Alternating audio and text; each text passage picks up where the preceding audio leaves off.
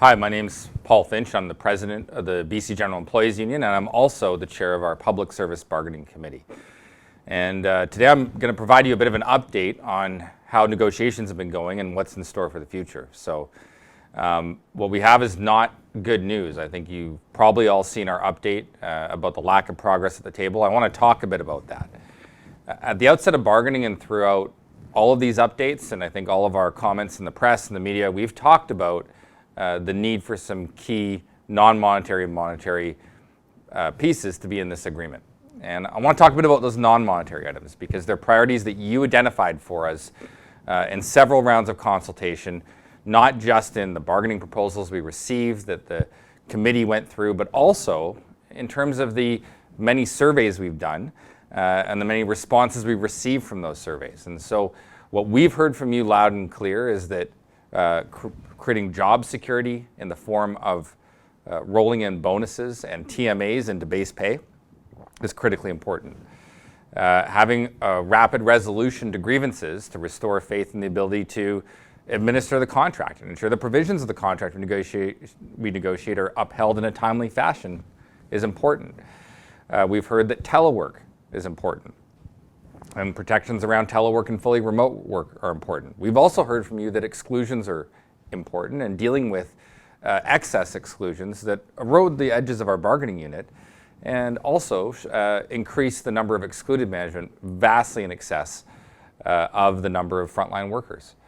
So we've tabled proposals on all these items and we brought these forward. And so far, with the exception of MOU 1 on job security, we haven't really seen much movement from the employer and the employer's negotiating table.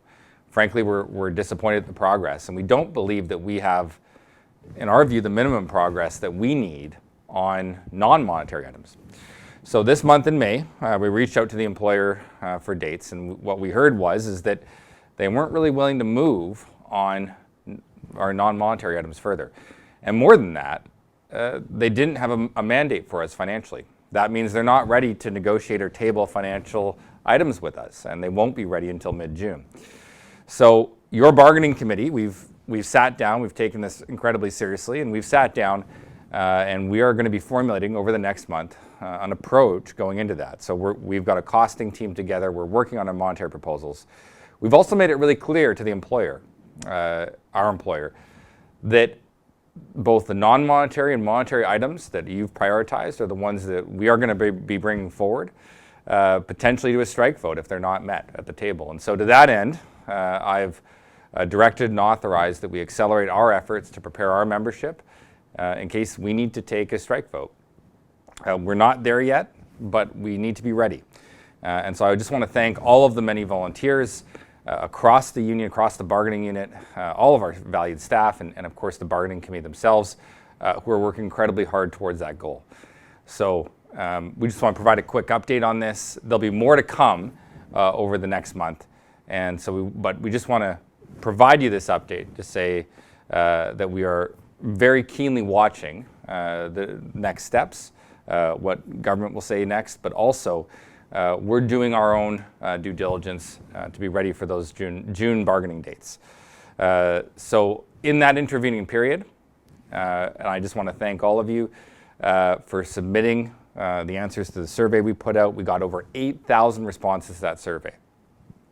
And it reconfirmed what we know, which is that your priorities that you identified to us at the outset of bargaining have remained your priorities, and in some cases have strengthened. So in this period, we're going to be looking at how to address those and what our strategy will be going forward to address those. So thank you all for your support.